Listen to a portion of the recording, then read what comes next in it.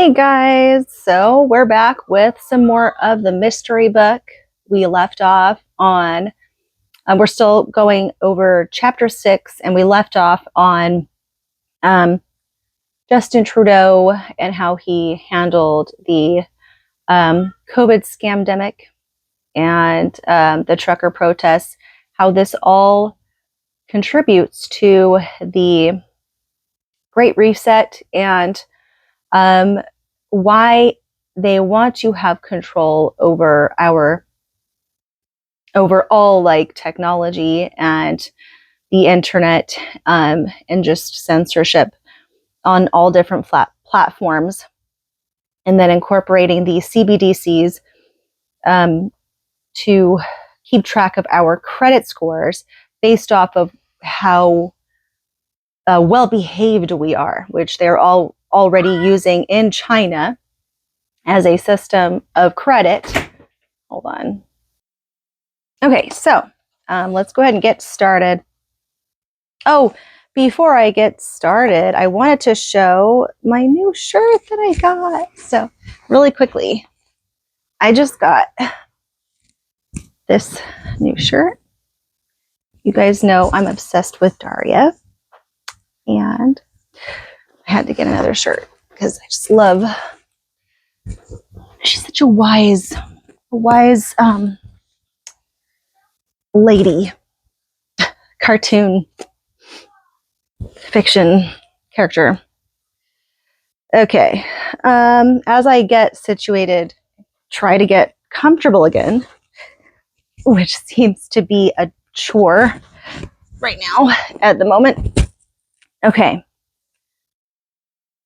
All right, so let me find the page I was on. Oh. All right, so now think about the Department of Homeland Security, which issued a bulletin from the National Terrorism Advisory System on February 7th, 2022, which was plastered on all news channels, which stated on their website, "The United States remains in a heightened threat environment fueled by several factors, including an online environment filled with false or misleading narratives and conspiracy theories, and other forms of dis, and mal-information, MDM, introduced and or amplified by foreign and domestic threat actors." Foreign and domestic. These threat actors seek to exacerbate societal friction, to sow discord and undermine public trust in government institutions, to encourage unrest, which could potentially inspire acts of violence. Notice a few funny words: MDM, aka misinformation, disinformation, and malinformation. In other words, if you do not follow the official narrative of the rulers, you are a potential target. This is from an earlier bulletin on August 13th, 2021, which stated, "These extremists may seek to exploit the emergence of COVID-19 variants by viewing the potential reestablishment of public health restrictions across the United States as a rationale to conduct attacks. Pandemic-related stressors have contributed to increased societal strains and tensions, driving several plots by domestic violent extremists, and they may contribute to more violence this year." Yes, you read that right. If you are like half the American population and oppose COVID restrictions, you could be a terrorist. The same thing applies to those questioning electoral fraud or any issues with mail-in ballots. You could be a terrorist. And do you know what that means in a digital world? Your financial credits can be frozen, your rights can be suspended, and you can wind up in a digital gulag. Funny how this all constantly goes full circle, right? Do you remember when this was all just a conspiracy theory? Yeah. I remember when they would, well, obviously it's been, 1984, and then A Brave New World, these books that I still would really want to read sooner rather than later, depicted all of this. And actually, even a movie, Idiocracy, by Mike Judge. So he's such a genius. But anyway, funny movie, but it's very telling of these times right now. I feel like we literally do live in idiocracy right now. Let's recap the simple model. Usher everyone into having a world ID, a vaccine passport, and digital identification. Move everyone onto a digital financial system tied together by a central bank digital currency. The digital currency will not be money, it will be credits. These credits will all be traceable, trackable, and tied to a blockchain. These financial credits can be instantly frozen, programmed to expire, or not to work for certain products or businesses. And this whole digital system will tie into a social credit score system that becomes your own digital prison, unless you're deemed a model citizen, of course, in the eyes of the state. But remember, this is all done for your safety, security, and your convenience. Klaus Schwab's World Economic Forum released a report in February 2022 titled Advancing Digital Agency, which said, the COVID-19 pandemic has led to a heightened focus on the power of medical data, specifically so-called vaccine passports. These passports, by nature, serve as a form of digital identity. As you can see, that was terrible. This has nothing to do with health and safety. It has nothing to do with vaccines in general. The vaccine passport is the operating system for the World ID surveillance system. In other words, the vaccine passport is the Trojan horse for the digital gulag. A lot of times, I'm accused of being sensationalizing, fear-mongering, or being a plain old conspiracy theorist. What will happen to those EU citizens, or if this comes to the United States, as I fear it might, who don't want to participate in such an anti-human system? You won't be able to travel. Or maybe like in China, you can't get an airplane ticket, or perhaps you won't even be allowed to have money for food unless you comply with their wishes. Has there ever been a time in human history where the rulers have not tried to get away with taking the maximum amount of power possible for themselves? Oh, we have proof that's happened time and time again in the past.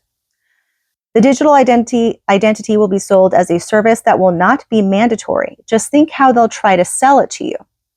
The pitch will be very subtle. You don't have to submit, but if you don't, you might as well go live in the forest in a hut. And you know what? I can see what he's saying there, because it's much like social media. I remember back in the day, like in the 2000s, late 90s, early 2000s, it wasn't crucial to have a Facebook.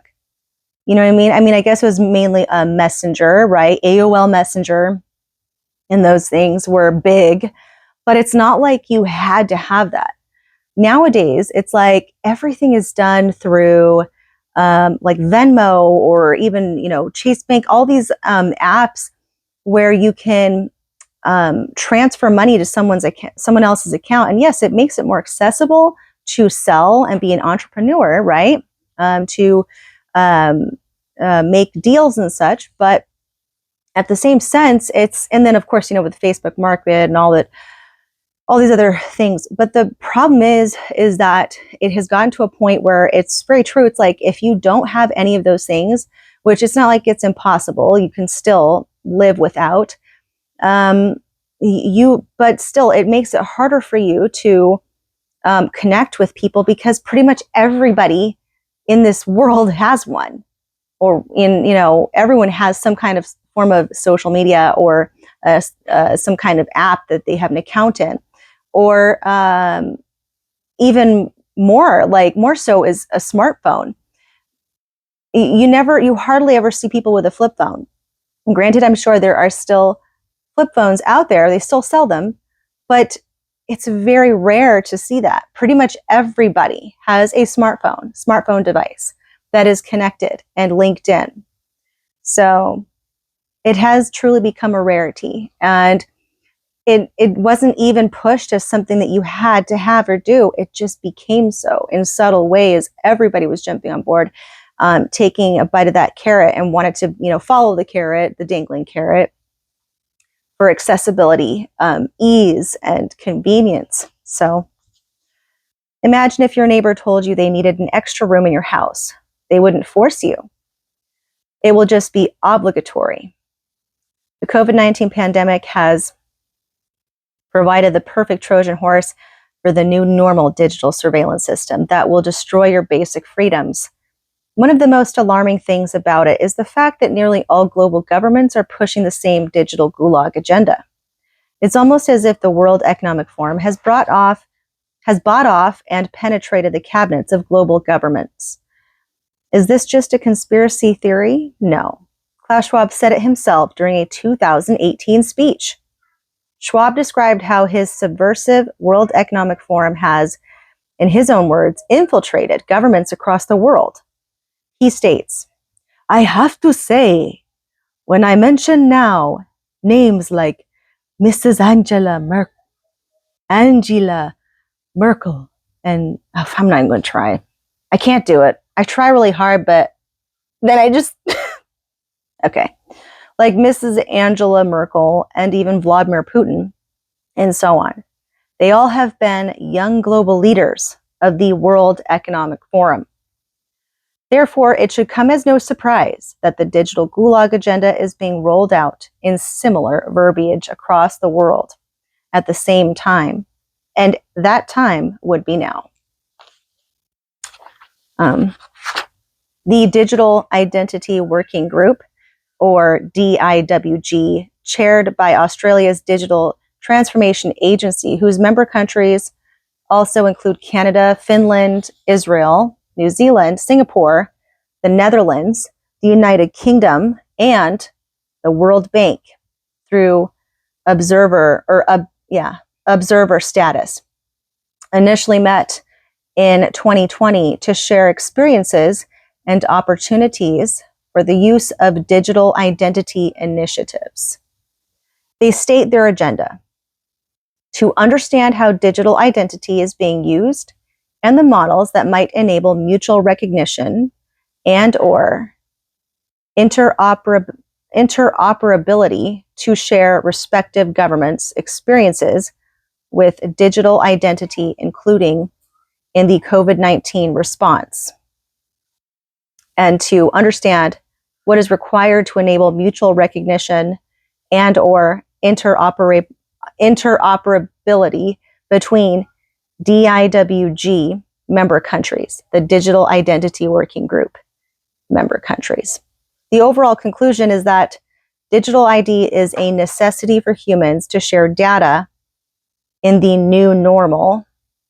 The report concludes, ultimately, when applied, this enables the benefits unlocked by both mutual recognition and interoperability to be realized, including more efficient government interactions, increased support for people traveling internationally. In the future, this could also feasibly enable broader recovery from COVID-19, such as strong, mutually recognized and trusted vaccination certificates to enable safer cross-border movement. Do you see how it's always about the vaccines? Vaccine passports are the Trojan horse for the advancing digital identity by NGOs such as the Bill and Melinda Gates Foundation, Rockefeller Foundation, the United Nations-backed ID 2020, the World Bank's ID 4D initiative, and the World Economic Forum's Reimagining Digital Identity, a strategic imperative program. The WEF's digital gulag plan, combined with the Chinese social credit score system, is the centralized foundation for a global social credit system that will give global elites total control over citizens. Two interesting names at the forefront of this movement are Isabella Chase and Rick McDonnell. Rick McDonnell is the executive director of ACIMS, ACAMS, an organization for anti-financial crime professionals. His resume also includes time at the United Nations as chief of the UN Global Program on Money Laundering. If we just connect the dots to the Canadian Emergency Acts on terrorism over their trucker protests and the United States shifting focus to combat domestic terrorism at home, can you see how this all ties together? Isabella Chase is a research fellow at the Center for Financial Crime and Security, Royal United Service Institute, or RUSI. RUSI is a British think tank that works closely with the British government and military. Isabella Chase and Rick McDonnell penned an article together in May 2021 in American Banker titled, "The U.S. Pandemic Recovery is a Chance to Improve Digital ID."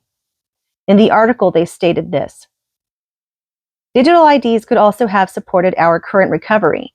For example, a digital ID system could standardize and simplify the process of scheduling a vaccination appointment, which currently varies according to state and provider. In addition, digital ID could streamline and secure individual COVID-19 vaccination records for easy verification, as well as provide backup records in the event of loss or destruction of the physical cards being issued by the CDC. Finally, vaccine passports, or some version thereof, could be achieved through the use of digital ID, at the same time ensuring the accuracy and centralization of records and preventing easily falsified physical ones. The experience of COVID-19 is a case study in the potential of digital ID as an innovative way to cut down on financial crime and identify theft, and certainly to streamline administrative processes. While issues of privacy and proper use should certainly be debated and respected, the promise of digital ID is providing more efficiency and security, makes it well worth the exploration. The sooner the U.S. embraces digital IDs, the better prepared we will be to weather the next national crisis, whatever it is and whenever it strikes. You know what stands out to me is when they say that the experience of COVID-19 is a case study in the potential of digital ID as an innovative way. Almost like this was their time. They're like, this is the perfect time for us to try this out, don't you think? And they already have all the plans like prepped and ready to go. And they just needed this to roll it out and test it out on. So, and when you remember that the vaccine passport digital ID system will be able to house your central bank digital currency wallet, then it all keeps making sense. They used a crisis to further a long-standing agenda. That is what I have referred to as problem, reaction, solution. A problem happens. Example, the pandemic. The government locks everyone inside and takes away their normal way of life. The people are afraid. They want reassurance. The global elites then offer a solution, which becomes more invasive than the original problem. The solution is a global ID system ushered in by vaccine passports. That will be the operating system for your digital gulag. This digital gulag will host your medical, financial, and your social credit score. Of course, it's all for your own safety and convenience, right? This is their tried and true formula: problem, reaction, solution. And it's now being rolled out in real time with COVID-19 and the recovery. But the goal isn't your safety. It's about total control over our data, which will ensure our total subservience to the globalists. And we finished chapter 6. We are on chapter 7 now, which we will start next time. And the title of chapter 7 is Great Reset of Energy. So we will get started on that one next time. I hope you guys liked it and have a good night.